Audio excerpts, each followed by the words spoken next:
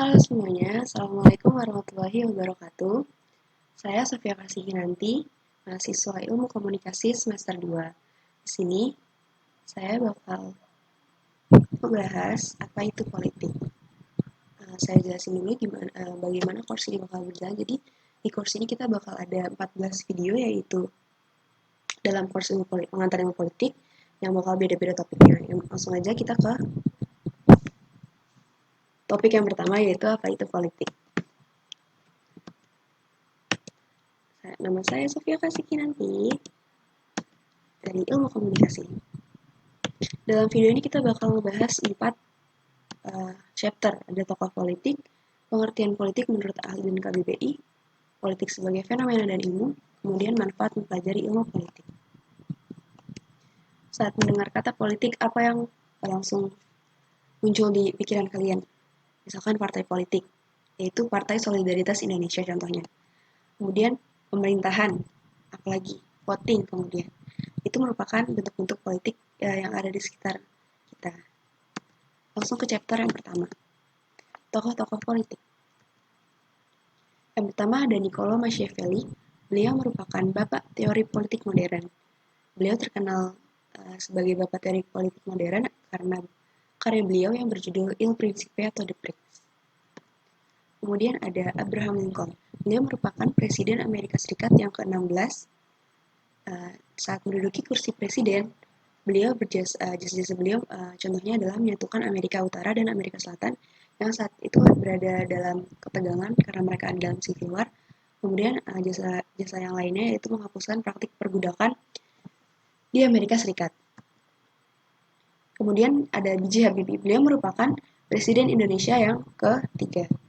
Tugas beliau saat menduduki kursi presiden merupakan melaksanakan agenda reformasi setelah turunnya Orde Baru.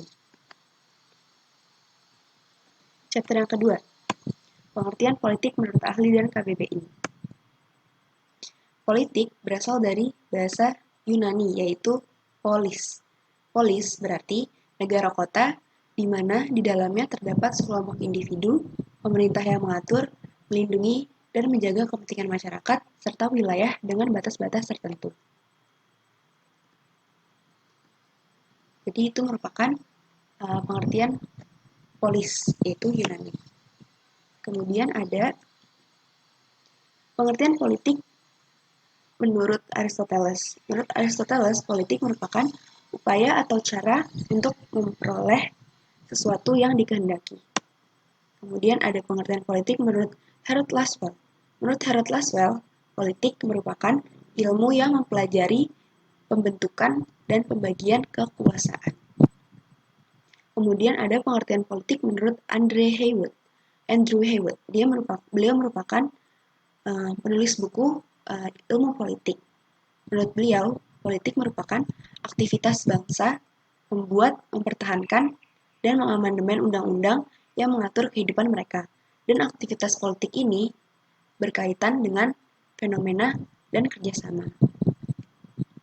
Kemudian ada pengertian politik menurut KBBI.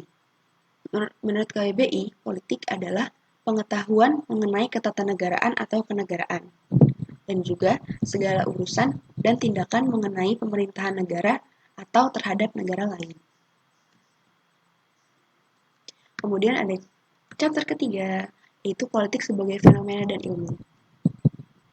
Politik sebagai fenomena, dia berarti ada definisi politik lain, yaitu kompetisi yang berlangsung antar sesama, biasanya antar kelompok yang bertujuan untuk membentuk kebijakan yang menguntungkan bagi salah satu pihak.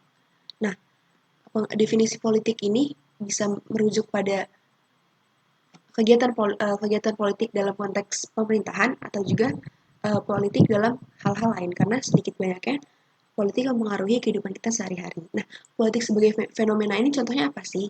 Politik sebagai fenomena itu yang terjadi di sekitar kita. Contohnya misalkan kita saat menyuarakan aspirasi atau demo.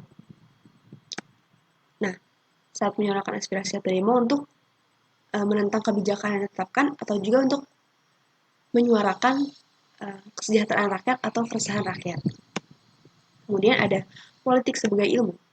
Politik sebagai ilmu berarti politik telah memenuhi syarat-syarat ilmu pengetahuan, yang ada 5, yaitu rasional, empiris, akumulatif, teoritis, dan sistematis. Kemudian di chapter yang terakhir, yaitu manfaat mempelajari ilmu politik. Yang pertama, dengan mempelajari ilmu politik, kita paham arti penting negara. Kita tahu lembaga apa saja yang ada di dalamnya, bentuk negaranya seperti apa, dan ideologi apa yang dianutnya, sehingga bisa menciptakan rasa nasionalis kita terhadap negara kita. Yang kedua, mengetahui berbagai macam ideologi. Dengan mempelajari ilmu politik, kita bisa tahu ideologi apa saja yang ada di dunia ini, dan dengan mengetahui bermacam ideologi tersebut, kita bisa belajar apa arti pentingnya toleransi. Kemudian, yang ketiga, memahami makna demokrasi. Dengan mempelajari ilmu politik, kita paham apa makna demokrasi dan bisa menjalankan kehidupan yang demokratis ini dengan sebenar-benarnya atau sebersih-bersihnya. Kemudian ada memahami pentingnya eksistensi partai politik. Nah, dengan mempelajari ilmu politik, kita paham betapa pentingnya keberadaan partai politik tersebut. Karena dengan adanya berbagai macam partai politik, kita bisa menjalankan kehidupan kita yang demokratis. Kemudian yang terakhir, memahami proses globalisasi. Nah, dengan mempelajari ilmu politik, kita bisa paham bagaimana globalisasi itu mempengaruhi kehidupan politik kita, dan kita bisa mengambil pelajaran-pelajaran positif yang diakibatkan oleh globalisasi tersebut.